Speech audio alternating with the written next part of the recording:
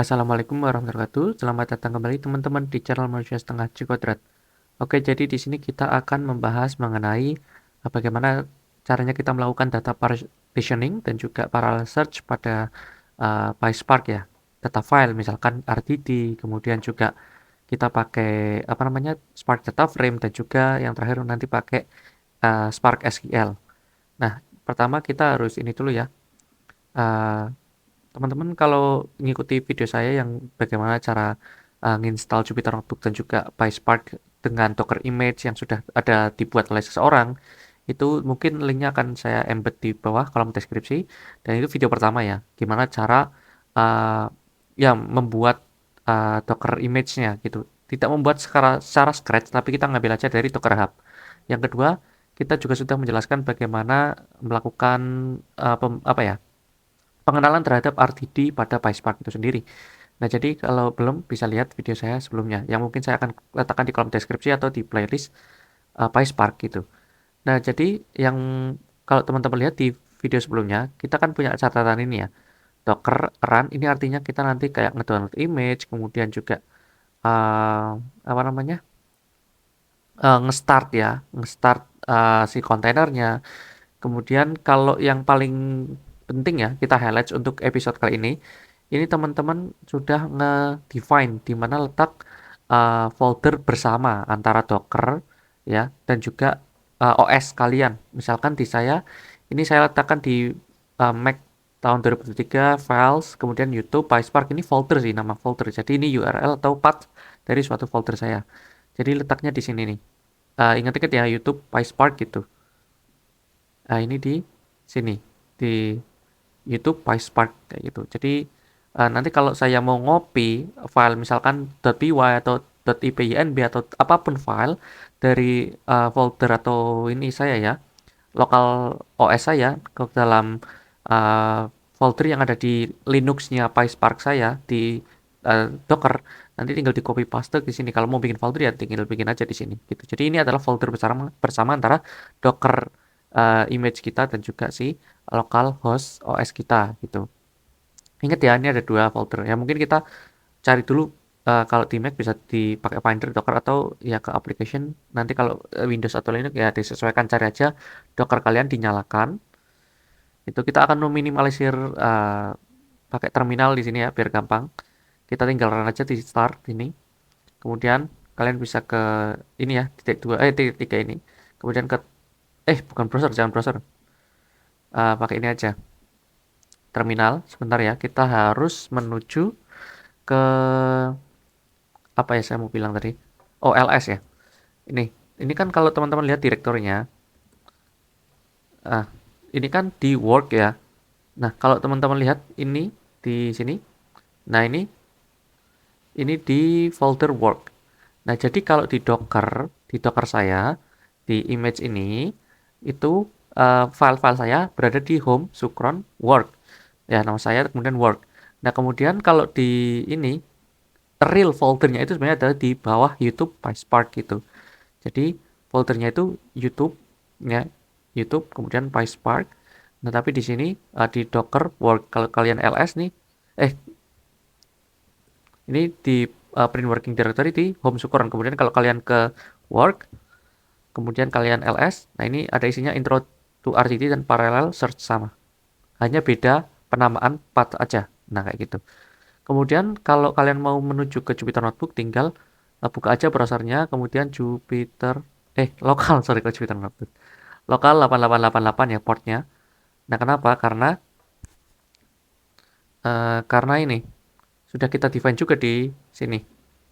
Kita pakai port 8888 untuk Jupyter Notebook kita yang kita expose. Nah, kemudian kalau kalian nggak masuk kayak gini gimana? Kalau kalian masuknya ke halaman login gitu. Jadi bisa jadi ya, mungkin kalian akan tampilannya seperti ini. Ntar saya mungkin cari di Google.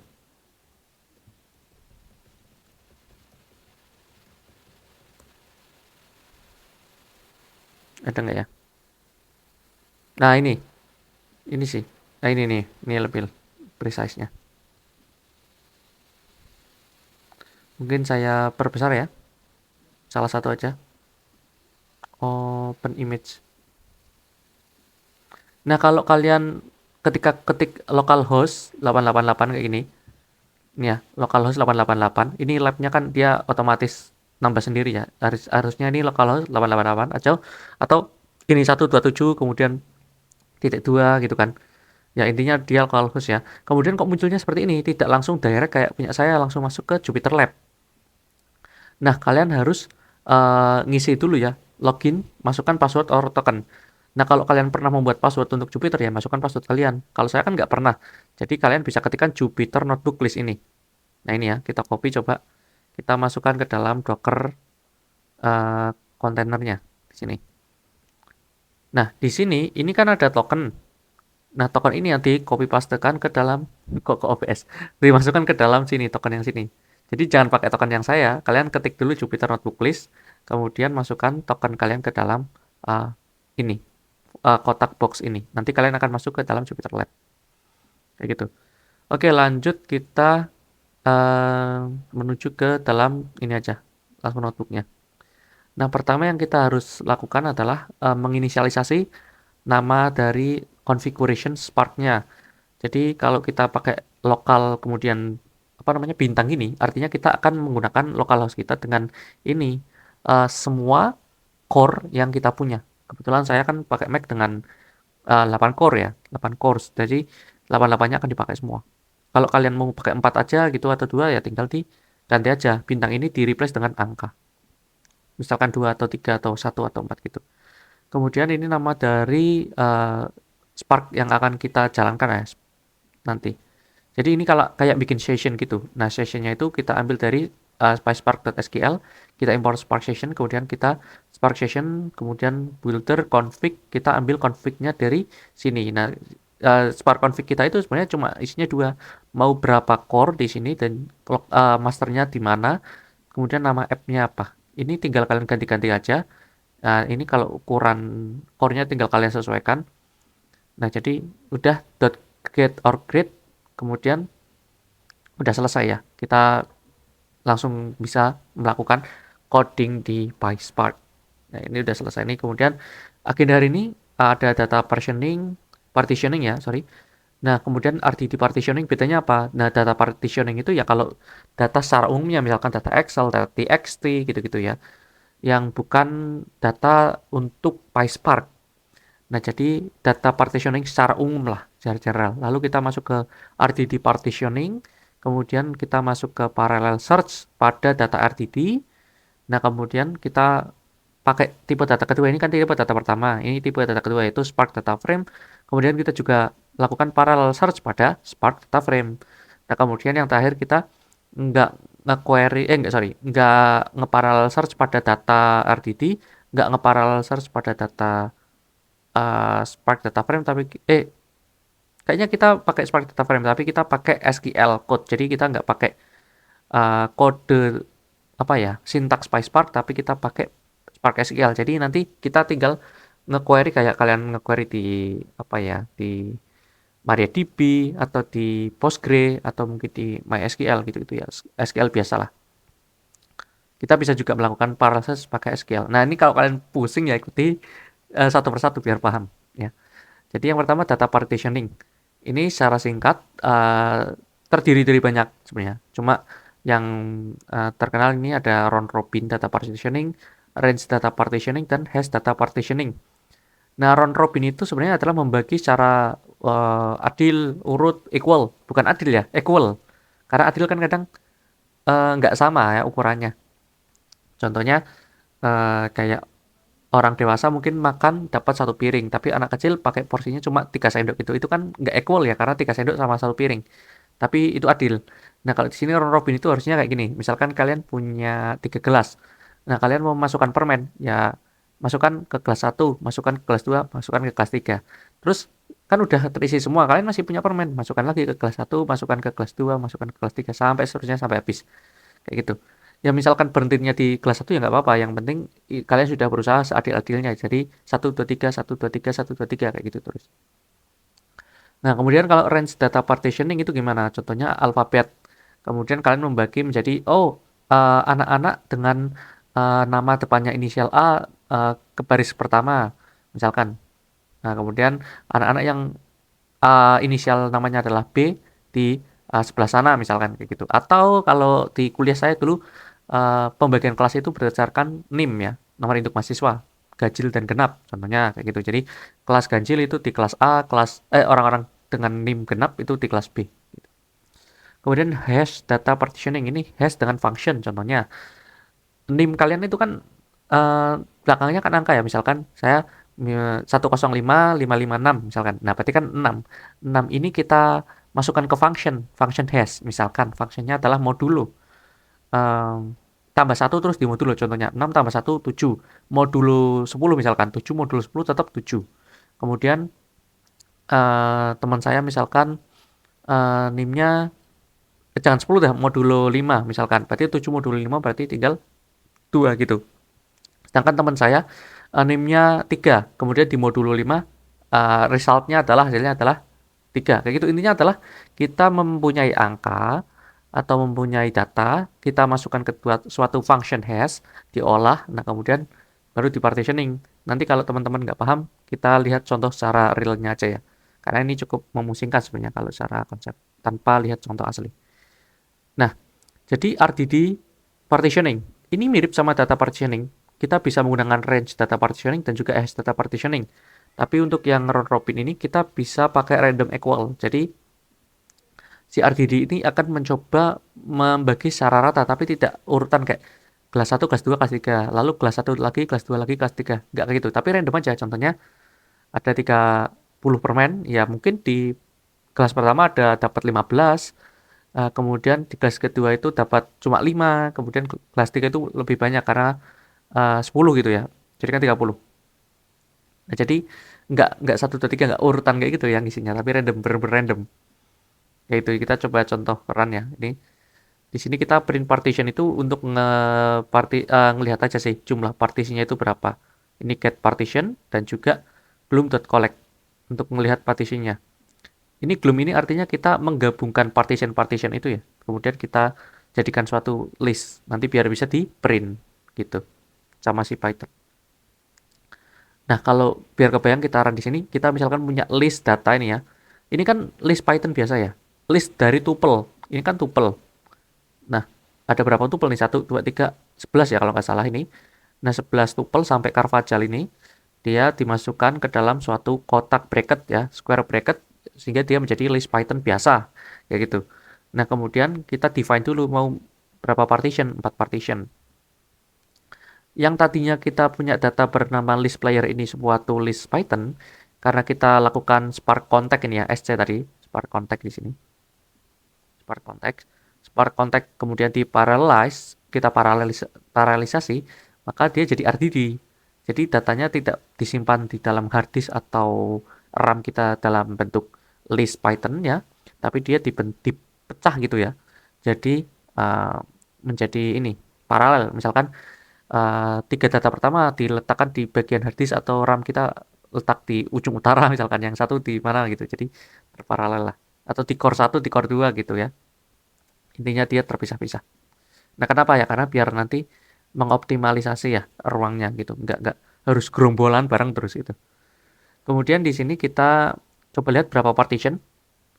Nah, ini kita nggak define ya. Jumlahnya 4. Kalau nggak salah nanti kalau nggak kita define mau berapa partition, dia akan menyesuaikan dengan availability core kita sih. Nah, kalau di sini kita sudah define harus bagi jadi 4. Nah, jadi ini Ronaldo dan Messi jadi satu partition. Nah, karena indeks derivatan atau PySpark itu dimulai dari 0 ya. Jadi ini partition pertama atau partition 0, partition kedua atau partition 1. Nah, ini partition ketiga atau partition 2 tertulisnya. Ini partition keempat atau terakhir ya, tulisannya partition 3 karena dimulai dari 0. Harusnya kan karena kita punya 11 data itu menjadi 3322 atau 2233. Yang penting ada 2, ada 3. Tapi di sini enggak ya. Ada yang 2, 4, 2, 3. Ya karena memang asalnya nggak harus exactly gimana ya. Sama gitu ya. Nggak harus 2233 atau 2323 atau 3322 atau apapun. Yang penting nggak ada 4-nya. Harus sama persis. Ya itu nggak gitu ya, nggak bisa ya. Jadi paling tidak si RDD sudah berusaha membagi secara rata gitu. Itu kalau kita pakai apa namanya?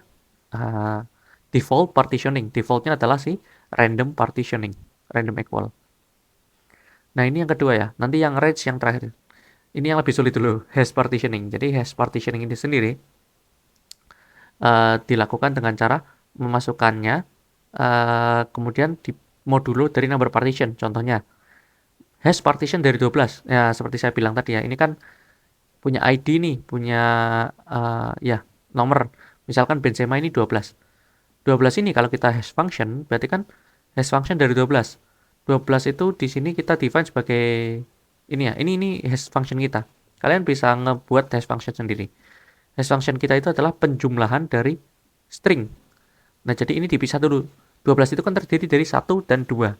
Nah, kemudian 1 dan 2 itu ditambahkan jadi 3. Ya kan? 1 tambah 2 kan 3 kan? 3. Nah, kemudian hash function dari 12 berarti kan tadi 3. Di modulo dari number partition. Number partition itu 4. Tadi yang kita define tadi ya. Ini.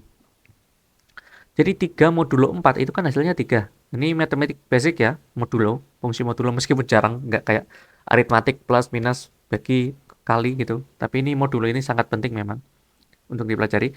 Jadi 3 modulo 4 itu 3. Sisa bagi ya. Jadi karena dia hasilnya 3 ya berarti dia akan diletakkan di partition 3 si Benzema nanti. Kayak gitu. Kemudian lagi misalkan kalau ininya 9 ya berarti 9 tok ya. Karena dia nggak ada bukan belasan ya. Jadi 9. Berarti 9 modulo 4 berarti berapa? 1 ya. Ya kan 4 kali 2 8. Kemudian sisanya 1 kan. Kayak gitu. Coba kita lihat ya. Oh ini belum dijalankan malah. Ya kita lihat 9 di sini ya Carvajal ya. Dia ada di 1 karena tadi saya bilang 9 itu sebenarnya 9 modulo 4 berarti kan 4 kali 2 8. Kan sisa 1 berarti di 1. Kemudian lagi misalkan bel 11. 11 itu berarti kan ini karena 2 digit ya. Nah, ini 1 tambah 1 2. 2 di modulo 4 tetap 2 gitu. Kemudian ini yang lebih gampang daripada hash yaitu range. Jadi kalau range-nya 1 sampai 4 misalkan kita masukkan ke data partition pertama. 5 sampai 9 kedua, 10 sampai 14 partition ketiga dan ini partition terakhir. Ini gampang sih tinggal bikin aja range kayak gitu. Kalau datanya angka ya kalau huruf ya tinggal disebutkan aja range yang ininya pertama apa? Partition pertama itu huruf apa aja dan seterusnya. Nah, tadi kita masih masuk ke data partitioning, kita baru selesai apa ya? Menyebar ya data kita menjadi partisi-partisi. Nah, tapi kalau parallel search-nya gimana nih? Nah, ini kita coba lihat. Nah, karena mungkin biar datanya banyak, kita punya data namanya bank.csv. Kalian juga bisa generate sendiri ya. Tinggal bikin aja data dummy gitu. Yang isinya ya misalkan nama orang, nasabah ya. Kemudian amount atau balance dari saldonya dia. Kemudian dia itu umurnya berapa. Kemudian dia itu sudah menikah belum. Kayak gitu-gitu. Tinggal bikin aja. Kemudian nanti kalian bisa ngikutin ya. Kayak gitu. Nah, kemudian di sini uh, karena kita tidak define mau jumlah di partisi berapa, otomatis si PySpark itu alokasi, oh kira-kira laptop saya ini sekarang enaknya dikasih berapa partisi gitu ya. Nah, dikasih 2 nih, ya terserah dia aja ya. Kemudian di data kita itu ada berapa ini? 11.163 baris. Tapi karena baris pertama ini adalah title ya, atau header, jadi sebenarnya data kita itu cuma 11.162. Nah ini pertama kita harus kayak apa namanya memisah dulu ya. Ini kan 41 itu umur ya. Ini profesi, status pernikahan, sekolah, jenjang sekolah ya, tamatan dan seterusnya. Kita perlu pisah gini. Kalau di Python itu pakai split ya. Oh ini juga split. Karena kita pakai Python biasa, cuma kita masukkan ke dalam function namanya di RDD itu map ya, mapping. Nah, kita masukkan function lambda ini juga function Python. Kayaknya saya sudah pernah bahas juga di video basic Python. Lambda function ini artinya adalah melakukan function ini line.split ini untuk semuanya. Jadi untuk semua apa? Untuk semua baris dari RDD ini. Kayak gitu. Dan ya ini memang lucu sih Spark ini dia si headernya dijadikan data juga makanya kita harus buang ya. Jadi kita ambil yang data pertama, kemudian kita filter. Jadi jangan headernya itu jangan diikutkan.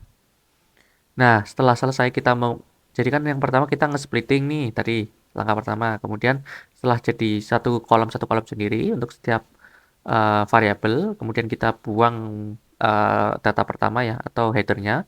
Kemudian kita lihat ini kolom pertama saya itu adalah umur. Ini ya tadi umur. Kemudian kolom ketiga itu apa? Education ya. Marital itu kedua. Ini 012. Balance itu ke 5 kayak gitu. Jadi kita mau ngeprint day, month, deposit yaitu ya 96 ini ya. 9 ini 10 urutan aja sih ini indeks. Kemudian 16 deposit.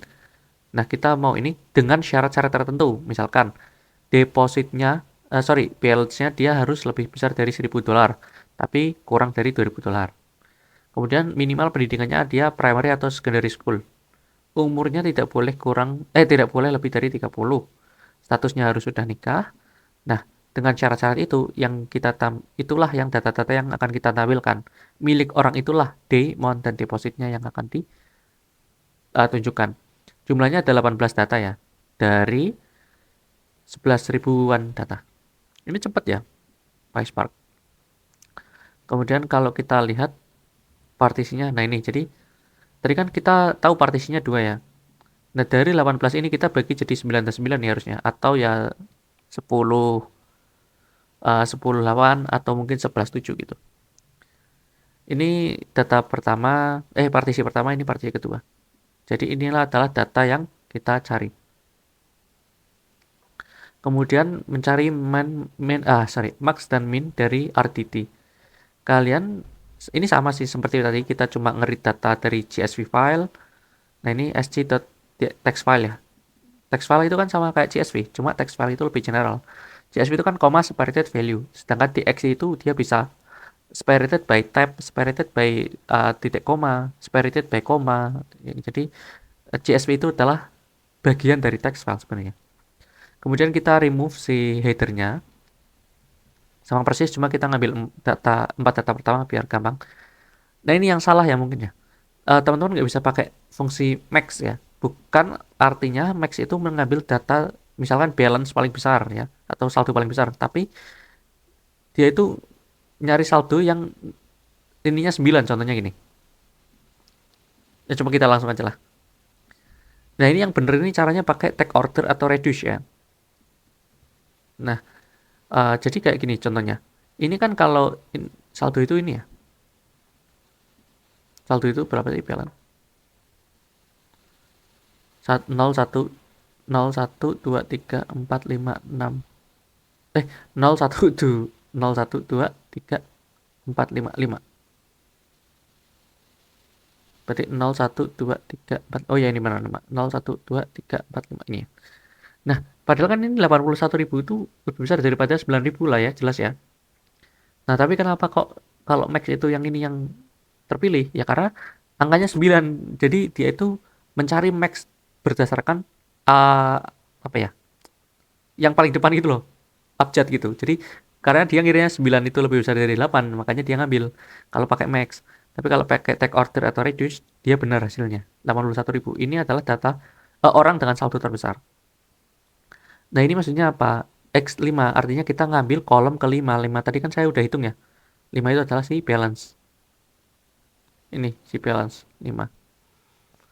Kemudian ini sama 5. Ini juga sama 5. Cuma ini lambdanya ini aja sih. Apa namanya? Min 1 itu artinya kan kita ngambil yang apa? Paling terakhir. Karena kita order dulu dari yang terkecil ke terbesar. Berarti yang terbesar kan paling belakang. Makanya dia paling terakhir. Sedangkan yang ini setiap ada yang lebih besar daripada suatu data sebelumnya, maka kita ambil data tersebut begitu. Nah, kemudian data frame di Spark. PySpark sih lebih tepatnya. Karena ada Spark Scala, Spark Java, Spark R. Nah, jadi di PySpark itu sendiri kita bisa bikin data frame dengan spark.createDataFrame. Kalau di Python kan pandas ya atau pd.dataframe. Nah, ini spark.createDataFrame. Kita masukkan list aja. List dari data tadi yang kita sudah bikin. Kemudian ini kasih nama kolom ya, header ya. Jadi kayak gini, satu list pertama adalah datanya, list kedua adalah si headernya atau nama kolomnya. Kemudian kita show dan print skema. Show ini kalau di Python kayak df.head gitu ya. Sedangkan print skema itu artinya kayak df.info. Itu. Ini datanya, 5 data pertama dan juga ini uh, ya skemanya lah ya dari datanya. Kemudian kalau kita punya data frame, dia kan belum terpartisi ya. Nah, makanya kita bisa lakukan repartition. Nah, kalau pakai yang apa namanya? Random equal partition itu kita pakai df.repartition aja. Kita mau kasihkan berapa dia partisinya. Misalkan 2 partisi. Kalau pakai hash, nanti kalian repartition juga sama. Tapi yang dimasukkan adalah kolom mana yang kalian mau hashing. Misalkan ID. Nah, kalau misalkan data partitioning pakai range, nah ini beda sintaknya. Repartition by range kayak gini. Nah, base apa? Misalkan base of initial. Tadi kan inisialnya A sampai Z ya, inisial itu kan. Berarti misalkan mau bagi 2 berarti A sampai apa sih? Kan 20 huruf sih. Abjad itu 26 ya. Jadi sampai 13. JKLM ya, mungkin L atau M gitu. Jadi yang sebelum A sampai L misalkan itu di partisi pertama, M sampai Z itu berarti di partisi kedua. Nah, kalau udah kan kita jalankan ya. Nah, kemudian kita bisa juga ini ya. Uh, Tadi ini kan kita sudah membahas data frame di Spark, tapi kita belum membahas cara melakukan parallel search di data frame, padahal kita sudah membahas parallel search pada RDD. Nah, kalau parallel search di RDD itu lumayan sulit ya, kita harus paham mengenai lambda function. Tapi kalau misalkan di data frame itu lebih gampang, tinggal filter atau where filter select gitu aja. Tapi di sininya isinya kosongan, jadi nggak perlu lambda-lambdaan, tinggal sebutkan aja. Saya pengen kolom apa? Kolom balance. Nama langsung kan, balance. Kemudian yang lebih dari 1000 kurang dari 2000. Kemudian education-nya harus primary, secondary. Gitu, jadi gampang. Dia itu seperti bahasa Inggris. Ya gitu ya, langsung dapat hasilnya dia. Jadi yang uh, saldonya itu sekian, range-nya minimal pendidikan sekian, sudah merit, kemudian kita ngambil kolom-kolom ini, data kolom-kolom ini. Bandingkan dengan yang RTD. RTD itu kan dia lebih tua ya datanya, kayak lebih basic ya. Mungkin bisa lebih cepat, tapi secara sintaks lebih susah karena pakai index, kemudian lambda function, nanti bisa jadi kesalahan juga kayak tadi kalau misalkan nggak paham konsepnya maksimum itu harusnya pakai take order atau reduce bukan pakai max directly kayak gitu, bukan kayak gitu ya. Jadi ya ada pros dan cons lah. Oh iya, kalau kalian mau lihat partisinya gimana, ini bisa juga ya. Tinggal print partition aja. Nah, print partition itu kan function yang sudah kita bikin tadi. Kalau kalian lupa ya tinggal di search aja ya. Ini ya, print partition. Jadi kalau kalian nggak bikin atau run function ini dulu ya akan error. Kemudian terakhir nih, ini lebih gampang lagi karena dia pakai SQL. Tinggal df create or replace uh, apa nih temporary view ya. Namanya misalnya df SQL. Nah ini df, tapi kalian harus punya df dulu. Df itu apa? Df itu data frame dari Spark kayaknya. Kita lihat ya. Kita ke atas. Oh ini. Kita ngerit data dulu, jadikan df ya.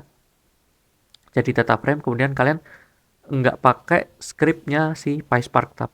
Yang pakai filter, where, kayak gini. Yang satu line kayak gini ya. Terus di akhirnya kita show kan ya. Tapi kita pakai SQL script, beneran SQL, literally SQL. Jadi kita tinggal spark.sql, masukkan script SQL-nya. Hasilnya sama kok. Kayak gini. Oke, mungkin cukup sekian. Semoga bisa bermanfaat. Nanti insya Allah kita bisa lanjutkan ke video berikutnya. Bye-bye. Assalamualaikum warahmatullahi wabarakatuh.